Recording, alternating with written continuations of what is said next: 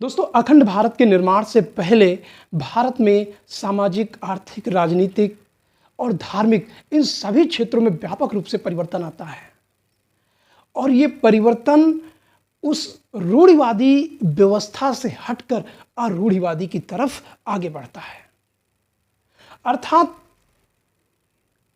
मगध साम्राज्य के निर्माण से पहले भारत की पृष्ठभूमि में, खासकर उत्तर भारत में, जो उत्तर वैदिक काल में रूढ़िवादी परंपरा से ग्रस्त था, अब लोगों ने उस विचारधारा को छोड़ दिया था, छोड़ने की शुरुआत कर दी। उसके पीछे एक कारण था कि लोहे का व्यापक रूप से कृषि क्षेत्र में प्रयोग होने लगा। और जब कृषि क्षेत्र में लोहे का व्यापक रूप से प्रयोग होने लगा तो खाद्यान्न उत्पादन में वृद्धि हो गई। और खाद्यान्न उत्पादन में जैसे वृद्धि हुई, राजा को टैक्स अधिक मिलने लगा। और राजा को जब टैक्स अधिक मिलने लगा तो राजा ने क्या किया, जो उसके पास अस्थायी सेना होती थी, यानी भाड़े पर के सिपाही होते थे, अब वो स्थायी रूप से अपनी सेना का निर्माण करने लगा। वहीं दूसरी तरफ खाद्यान्न के उत्पादन ने क्या किया, वर्ग विभाजन को जन्म दे दिया। अब वर्ग विभाजन क्या है दोस्तों? मानव की जो प्रथम आवश्यकता होती है वो खाद्यान्न होती है। कोई भी व्यक्ति खाद्यान्न या कृषि क्षेत्र से अलग तभी कार्य करेगा जब उस कार्य करने से इतना धन प्राप्त हो जाएगा कि उसे खाद्यान्न आसानी से मिल जाएगा। जैसे एक कारपेंटर है, वो कारपेंटर का काम कब करना शुरू करेगा? जब उसे निश्चित हो जाएगा कि वो कारपेंटर का काम करेगा तो उसके बदले में उसको खाद्यान्न मिल जाएगा, अन्यथा वो कारपेंटर का काम नहीं करेगा। उसकी पहली प्राथमिकता होगी कि वो किसी न किसी तरीके से खाद्यान्न को जुटाए अपने लिए और अपने घर परिवार के लिए। तो दोस्तों, जैसे ही खाद्यान्न अधिक हुआ तो उसने क्या किया, समाज में वर्ग विभाजन को जन्म दे दिया। और जब वर्ग विभाजन जन्म हुआ तो उसमें कारपेंटर की संख्या बढ़ी, लोहारों की संख्या बढ़ी, इसी तरीके से कुम्हारों की संख्या बढ़ती गई, ताकि वो अब अपने कुम्हार जो है अपने पात्रों को बेचकर या लोगों को देकर खाद्यान्न प्राप्त कर सकते हैं। क्योंकि खाद्यान्न इतना अधिक होने लगा कि लोग मटके या मृदभांड को खरीदने के लिए अनाज दे सकते थे, क्योंकि उनके पास खाद्यान्न अधिक था। उसी प्रकार खाद्यान्न ने क्या किया, एक बड़े परिवर्तन में सामाजिक, आर्थिक, राजनीतिक सभी क्षेत्रों में परिवर्तन कर दिया। इसने धार्मिक क्षेत्रों में बड़े परिवर्तन किए। तो इन्हीं मुद्दों को हम आज की वीडियो में समझेंगे कि कैसे कैसे परिवर्तन हुआ और फिर अखंड भारत के निर्माण की पृष्ठभूमि क्या हो गई, तैयार हो गई। तो आइए देखते हैं। सबसे पहले 6वीं शताब्दी ईसा पूर्व का ये भारत का मैप है और इसमें हम समझने का प्रयास करेंगे कि उत्तर भारत में आप बिहार को छोड़ दीजिएगा, तो बिहार से पहले का एरिया इस क्षेत्र में, और इधर पंजाब, जम्मू कश्मीर, इस एरिया में आर्य संस्कृति का प्रचार प्रसार हो चुका था। अब आर्य किधर की तरफ बढ़ रहे थे? पूर्व की तरफ, बिहार की तरफ। और बिहार क्या था? एक अरूढ़िवादी संप्रदाय था, अरूढ़िवादी संप्रदाय था। क्योंकि ये लोग आर्य कल्चर को नहीं मानते थे। कौन से? बिहार के लोग। इसलिए आर्य लोग कहते थे जो बीमारियां हैं वो कहां चली जाएं? मगध जैसे क्षेत्रों में। बिहार का जो पटना है, ठीक है ना, पटना, यहीं पर पाटलिपुत्र मगध साम्राज्य का निर्माण होता है। और फिर यही मगध साम्राज्य क्या है, पूरे भारत पे क्या कर लेता है, अधिकार कर लेता है। उसी को हम क्या कहते हैं, अखंड भारत कहते हैं। तो इसको समझिएगा कि आर्य संस्कृति में सबसे ज्यादा समस्याएं क्या थी? बड़ी मात्रा में बलि प्रथा थी। क्या थी? बलि। अब बलि को समझिएगा कि बलि क्या है? बलि में बड़ी संख्या में पशुओं को काट के हवन कुंड में क्या कर दिया जाता था? डाल दिया जाता था।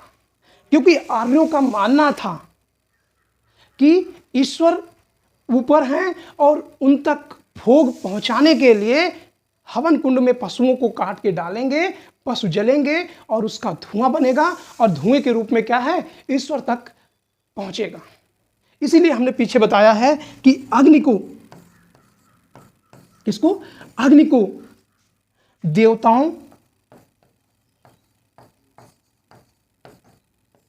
देवताओं और मानव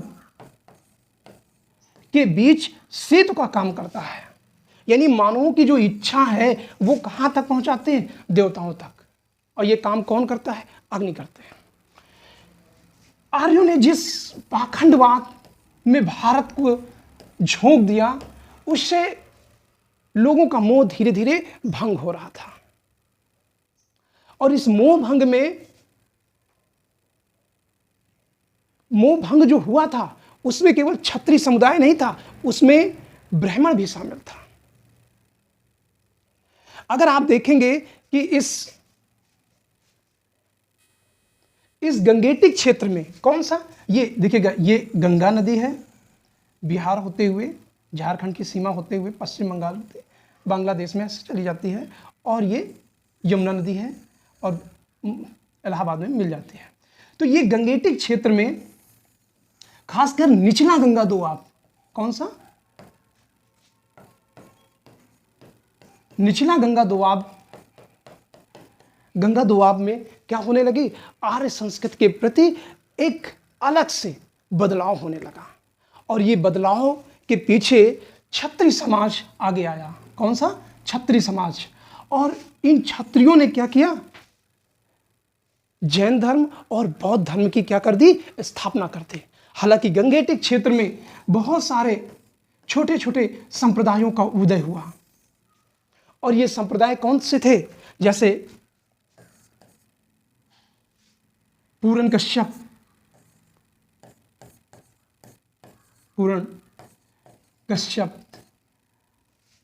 कश्यप ने भौतिकवाद पर बल दिया। इसी तरीके से अजीवक संप्रदाय था जो आर्य संस्कृति से क्या था? भिन्न था। जैन धर्म, बौद्ध धर्म, अजीत केश कम्बलिन भौतिकवादी जीवन पर अपने विचारों को व्यक्त किया और पारलौकिक जीवन को क्या कर दिया? नेग्लेक्ट कर दिया। तो 6वीं शताब्दी ईसा पूर्व क्या है? इन क्षेत्रों में क्या है? सामाजिक क्षेत्र में, आर्थिक क्षेत्र में और धार्मिक क्षेत्र में भी व्यापक रूप से बदलाव हुआ। तो यहां से कई सारे ऐसे प्रश्न पूछे जाते हैं। आगे हम लोग देखते हैं कि कौन कौन से क्षेत्रों में व्यापक रूप से बदलाव हुआ। तो आर्थिक सामाजिक संरचना से तात्पर्य है अर्थव्यवस्था का नया स्वरूप। अब अर्थव्यवस्था का नया स्वरूप क्या है? कृषि क्षेत्र में लोहे का उपयोग शुरू हो गया था और जाहिर सी बात है उसने क्या कर दिया? खाद्यान्न को बढ़ा दिया। और खाद्यान्न जैसे ही बढ़ा, कैसे बढ़ा? क्योंकि लोहे से क्या हुआ? गहरी जुताई हुई, और गहरी जुताई से क्या हुआ? नाइट्रोजन का स्थिरीकरण हुआ। अब प्रश्न ये उठता है कि नाइट्रोजन का स्थिरीकरण आखिर लोहे से कैसे हुआ? इसको समझिएगा। दरअसल में जैसे ये पृथ्वी है, पृथ्वी के ऊपर क्या है? वायुमंडल है चारों तरफ। इस वायुमंडल में 78% क्या है? नाइट्रोजन है। और जो पेड़ पौधे हैं वो क्या है? डायरेक्ट नाइट्रोजन वायुमंडल से ग्रहण नहीं कर पाते हैं। और जैसे बरसात में बिजली चमकती है तो उससे क्या होता है कि उसके आसपास का एरिया जहां पे बिजली चमकती है वहां पर, जैसे यहां पर बिजली चमकी इस एरिया में ऐसे करके, तो इस एरिया की जो नाइट्रोजन गैस होगी वो किस में बदल जाएगी? नाइट्रेट में बदल जाएगी। और नाइट्रेट क्या होगा? एक लिक्विड होगा और पानी की बूंद के साथ कहां पर आ जाएगा? धरती में आ जाएगा, यानी पृथ्वी पर गिरेगा। और पृथ्वी में वही पेड़ पौधे क्या है? नाइट्रेट के रूप में ग्रहण कर लेते हैं। लेकिन इस बीच जब गहरी जुताई हुई तो यही नाइट्रोजन जो गैस थी वो किस में बदल गई? नाइट्रेट गैस, नाइट्रेट में, यानी लिक्विड फॉर्म में। और इससे फसलों की उर्वरकता क्या है? खेतों की उर्वरकता बढ़ गई, परिणाम स्वरूप खाद्यान्न अधिक उत्पादन हो गया। और अधिक उत्पादन से क्या हो गया? अर्थव्यवस्था के स्वरूप में परिवर्तन आ गया। इस अर्थव्यवस्था के स्वरूप में परिवर्तन के पीछे मानव की कुछ ऐसी गतिविधियां भी थी। कौन सी गतिविधियां थी? इस बात को समझिएगा। जैसे बड़ी मात्रा में जब पशुओं की बलि दी जाती थी तो लोगों को लगता था कि ये अगले जन्म में क्या है, इसका हमें लाभ प्राप्त होगा। लेकिन वास्तव में ऐसा नहीं हुआ। अंत में इस बलि प्रथा से लोगों का मोह भंग होने लगा और वो पशु बलि को क्या करने लगे? विरोध करने लगे। और जो आर्य कल्चर की बलि प्रथा थी उसका विरोध करने लगे। जब उसका विरोध करने लगे, परिणाम स्वरूप आर्य कल्चर में भी क्या हुआ? उसमें बदलाव आर्यों ने शुरू कर दिया। और जब पशुओं को बलि से को रोक कर क्या हुआ? जब पशुओं की बलि रोक दी गई या कम कर दी गई तो उससे पशुधन में जो हानियां होती थी वो रुक गई। यानी दूध के प्रोडक्ट में क्या हो जाएगी? बढ़ोतरी हो जाएगी। दूध के उत्पादन में क्या हो जाएगी? बढ़ोतरी हो जाएगी। और उसके साथ साथ जो पशुओं को बैलों की या सांडों की बलि दे दी जाती थी उसका उपयोग कहाँ पे होगा? खाद्यान्न में होगा। तो ये व्यवस्था क्या हो गई? कृषि क्षेत्र में क्या कर दिया गया? व्यापक रूप से परिवर्तन आया। और जब खाद्यान्न अधिक हुआ तो उसका बाजारीकरण हुआ, यानी खाद्यान्न का व्यापारीकरण होने लगा। और जब व्यापारीकरण होने लगा तो क्या होने लगा? नगरों का उदय होने लगा। अर्थात नए नए नगर क्या हो गए? बनने लगे। यानी जो पहले ऋग्वैदिक काल में जन थे वो जनपद के रूप में कन्वर्ट हो गए और जनपद से कहां बदल गए? महाजनपद में। और बौद्ध ग्रंथ अंगुत्तर निकाय में पहली बार 16 महाजनपदों का उल्लेख मिलता है। उसके बाद नगरीकरण, चूंकि जनसंख्या में वृद्धि हुई, जनसंख्या ने क्या किया? नगरों को भी निर्माण कर दिया, तो नगरीकरण हुआ। उसके बाद आरूढ़ीवादी संप्रदाय की हम बात करते हैं। आरूढ़ीवादी में बहुत सारे जैन धर्म, बौद्ध धर्म, पूरन कश्यप, अजीत केश कंबलिन का और अजीवक संप्रदाय जैसे गंगेटिक क्षेत्र में कई सारे इस निचली गंगा घाटी क्षेत्र में भौतिकवाद पर बल देने लगा, जो क्या था? एक आरूढ़ीवादी संप्रदाय था, यानी रूढ़िवादी संरचना से बिल्कुल अलग था। फिर आगे देखते हैं इसी को विस्तृत रूप में। अर्थव्यवस्था के स्वरूप में क्या परिवर्तन आया, इसको हम समझने की कोशिश करते हैं। 6वीं शताब्दी ईसा पूर्व में के आसपास सर्वाधिक महत्वपूर्ण घटना गंगा घाटी से निकली लोहे के प्रयोग था। अब जैसे लोहा इस क्षेत्र में, यानी मगध क्षेत्र में बहुत व्यापक मात्रा में था, और जिस क्षेत्र में लोहा ज्यादा होगा तो जाहिर सी बात है लोहे के क्या है? धारदार औजार बनेंगे और कठोर तलवारें बनेंगी, मजबूत तलवारें बनेंगी, ढाल बनेंगे, और इससे क्या होगा? लड़ाई में मदद मिलेगी, युद्ध में मदद मिलेगी। और जिन क्षेत्रों में लोहे की अधिकता होगी उनका साम्राज्य के निर्माण में भूमिका क्या है? बढ़ जाएगी। इसीलिए मगध इस क्षेत्र में सबसे आगे निकल गया। हालांकि अवंती के पास भी लोहे की खानें थी, लेकिन उसका व्यापक उपयोग अवंती नहीं कर पाया। तो गंगा घाटी में क्या है? लोहे का प्रयोग था, और इस लोहे के प्रयोग ने क्या कर दिया? इतिहास के अर्थकाल में लोहे का प्रयोग शुरू हुआ, यानी अर्थव्यवस्था में इसका प्रयोग शुरू हुआ। उत्तर में आर्यों ने इसके प्रयोग किया और निचली घाटी में उत्पादन अधिक होता था। साथ ही हल में लोहे के प्रयोग ने भूमि की उर्वरकता को और बढ़ा दिया, क्योंकि गहरी जुताई के चलते नाइट्रोजन का क्या हो गया, स्थिरीकरण हुआ। परिणाम स्वरूप क्या हुआ, खाद्यान्न उत्पादन का, अधिक उत्पादन का वातावरण तैयार हो गया।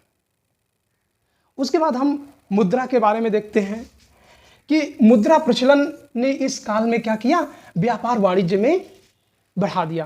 दरअसल में ऋग्वैदिक काल में निष्क जो गले के में पहने जाने वाली एक सोने का टुकड़ा था, अब धीरे धीरे उसी रूप में क्या है, वो मुद्रा के रूप में बदलने लगा। और 6ठी शताब्दी ईसा पूर्व में एक नए सिक्का का आगमन होता है जिसे हम पंचमार्क सिक्का कहते हैं। और इस मुद्रा ने क्या किया, इस मुद्रा ने व्यापार वाणिज्य को बढ़ा दिया। श्रम विशिष्टीकरण के कारण, श्रम विशिष्टीकरण का मतलब अब लोग जो कार्य बेहतर कर सकते थे उसको कार्य करना शुरू कर दिया, क्योंकि खाद्यान्न इतना उत्पादन हो गया था कि अब वो कारपेंटर का भी काम करके खाद्यान्न प्राप्त कर सकता था।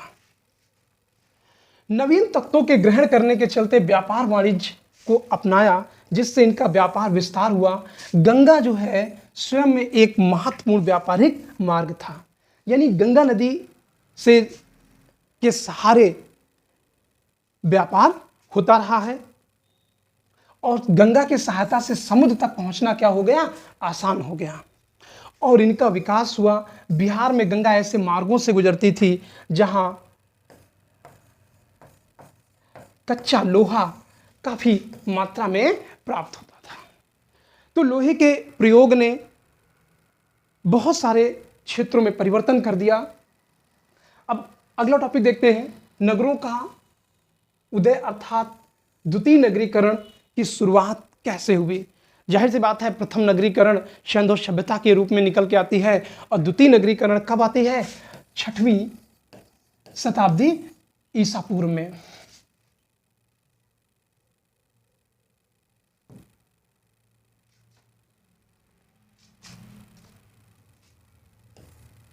तकनीकी पर आधारित नवीन कृषि प्रणाली के कारण अधिशेष उत्पादन होने लगा। यहाँ अधिशेष उत्पादन बड़ी बड़ी बस्तियों के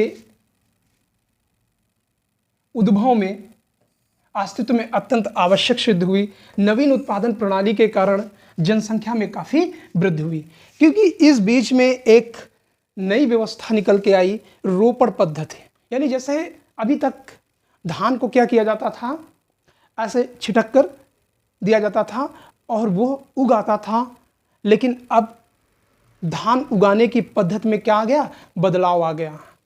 अब जो है ये इसमें क्या होने लगा, धान की रोपाई होने लगी, यानी इस धान को लगाया जाने लगा। और जैसे ही धान को लगाया गया, इसके उत्पादन में क्या हो गया, अचानक तेजी से वृद्धि हो गई। और इस वृद्धि ने क्या किया, लोगों का पेट भर दिया। और जब लोगों का पेट भर दिया तो लोगों ने जनसंख्या से देश को भरना शुरू कर दिया। इस नगरीकरण का प्रथम नगरीकरण की अपेक्षा ये तीव्र गति से भी विकसित हुई। ठीक है, नगरीकरण हमारी विरासत है। गंगा की निचली घाटी में जब आर्य पहुंचे तो उनका कृषि कार्य का ज्ञान अपनी पूर्णता पर पहुंच चुका था। अब आर्यों के बारे में ये कहा जाता है कि आर्यों का जो मुख्य व्यवसाय था वो क्या था, पशुपालन था। और खेती करना उन्होंने यहाँ के मूल निवासियों से सीखा था। तो ये क्या कहा गया, आर्य जब कहाँ पहुंचे, मगध क्षेत्र में, यानी निचली गंगा घाटी में, तो उनका कृषि कार्य क्या हो गया, अपनी पूर्णता पर, यानी कृषि करना पूरी तरीके से सीख लिया था। सामाजिक गतिविधियों के केंद्र बनने लगे कौन, नगर। नगरों में स्वाभाविक रूप से अधिकतर शिल्पकार, छोटे बड़े व्यापारी रहते थे। आज भी नगर की विशेषता यही है कि उसकी अधिक से अधिक जनसंख्या कृषि क्षेत्र में से अलग हो, यानी कोई व्यापार कर रहा हो, कोई शिल्प का काम कर रहा हो, कोई नौकरी कर रहा हो, इस तरीके से उद्योग में लगा हो। तो नगरीय व्यवस्था की परिभाषा ही यही है। फिर आगे देखते हैं, पुरातात्विक दृष्टि से 6ठी शताब्दी में ईसा पूर्व से उत्तरी काली पालिशदार मृदभांड वाले चरण की शुरुआत होती है। चांदी के बड़ी बड़ी संख्या में आहत सिक्के, कीमती पत्थर के बने छोटे मन के उपकरण, छोटी छोटी बस्तियां प्राप्त होती हैं, जो शहरी जीवन के भौतिक स्तर की पहचान है। 6वीं शताब्दी ईसा पूर्व में नगरों का तीव्र गति से क्या हुआ, उदय हुआ। और पाली ग्रंथों में गंगा घाटी में विकसित अनेक नगर मिलते हैं। इन नगरों में चंपा, राजगृह, वैशाली, वाराणसी, कौशांबी, श्रावस्ती, पाटलिपुत्र। तो ये भारत की यानी मगध साम्राज्य के उत्पन्न होने से पहले ये प्राचीन क्या थी, बस्तियां थी, यानी नगर कह सकते हैं।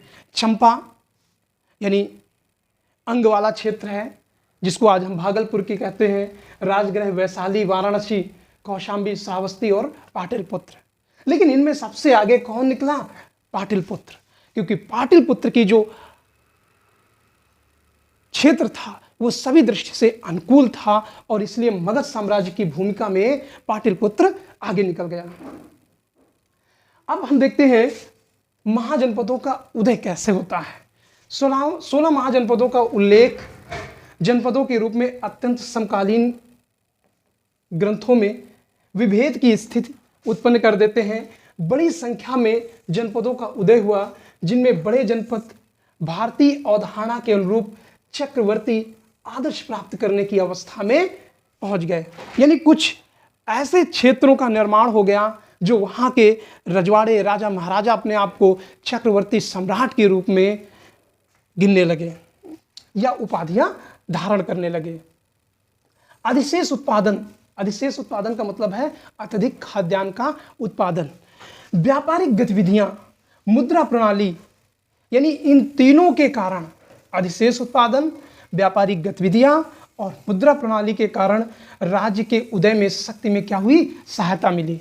सभी गतिविधियों से क्या हो गया, पहले जन था, जन से क्या बन गया, जनपद बन गया, और जनपद से क्या हो गए, महाजनपद बन गए।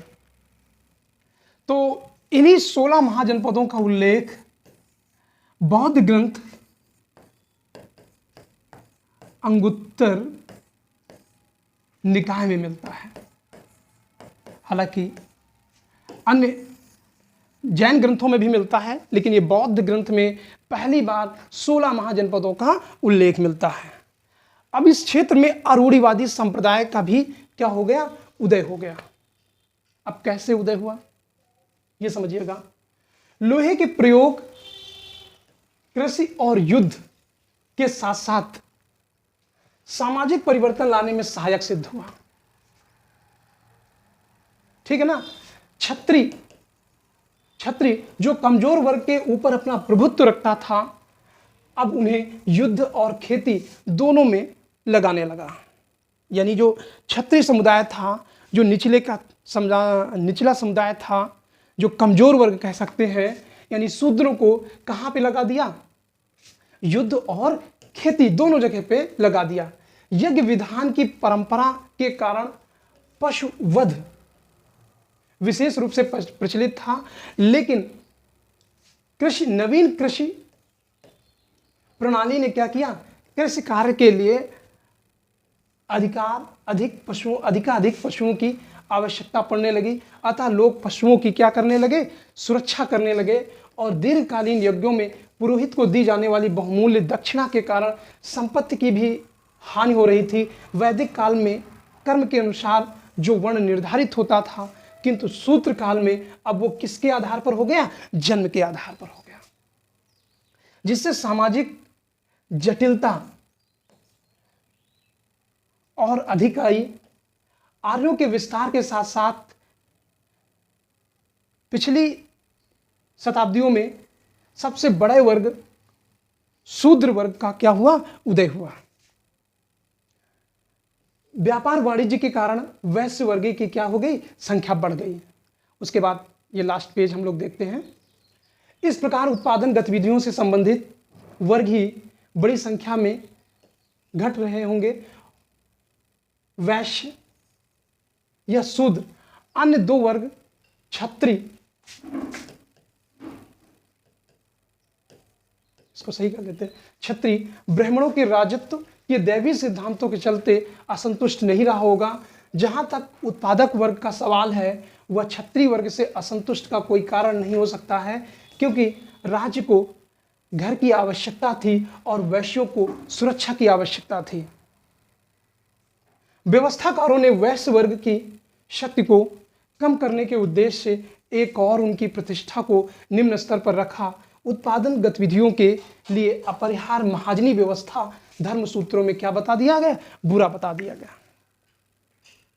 तो इस तरीके से ये कंप्लीट होता है।